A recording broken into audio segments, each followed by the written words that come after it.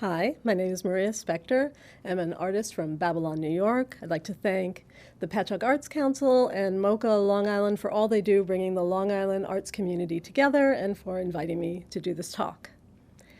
Before I begin, I'd like to say that there are no accidents in my painting. Everything that I do is I take responsibility for, all my imagery and all my subject matter. So the work that I'll be showing today is from my Candy Girls and Boys Under the Sugar Plum Tree series.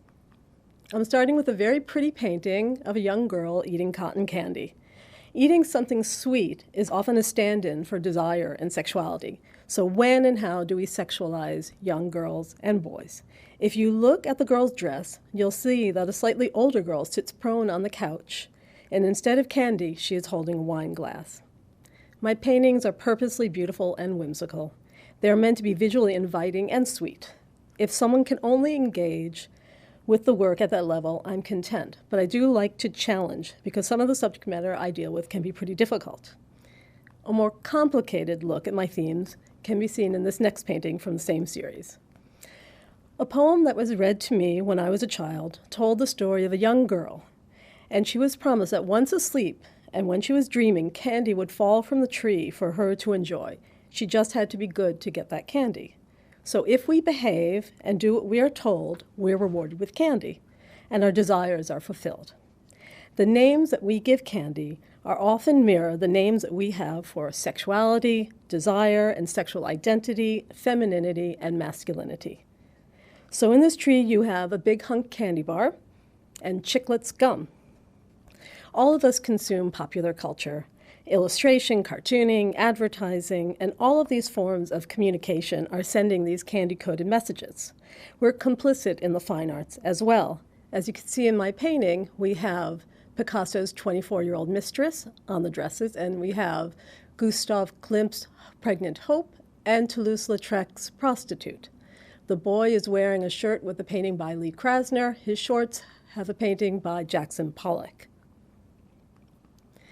In the previous painting, and in these two paintings, I've appropriated Michelangelo's tree and the body of the snake from his expulsion from paradise.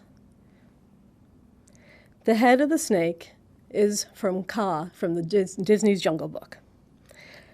This work looks at how religious stories have merged with popular culture and how they've been carried through to current times. So eating something good has consequences. So the boy might eat a devil dog, and the girl might have some red hots. In the detail, I'm blending this further. So you have something a little bit more current with R. Crumb's depiction of Adam and Eve on the t-shirt. The shorts are from Fruit Strike Gum, and it's a blow pop lollipop. In this painting from my Sugar Plum series, I'm concerned about the sexualizing messages, but I'm also thinking about violence. As you can see, my boy carries a super soaker water gun. The candy in this tree are all fruit related because fruit, like candy, is sweet. And when something is sweet, it's associated with desire and with sexuality. So you have a bit of honey candy and you have juicy fruit gum and almond joy. This was my first painting in the Sugar Plum series.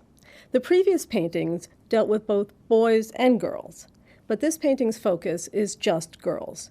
So the candy in the tree are names that we associate with girls. So a girl might be a sweet tart, or she may be good and plenty. I'm thinking about idealized concepts surrounding girls and sexuality.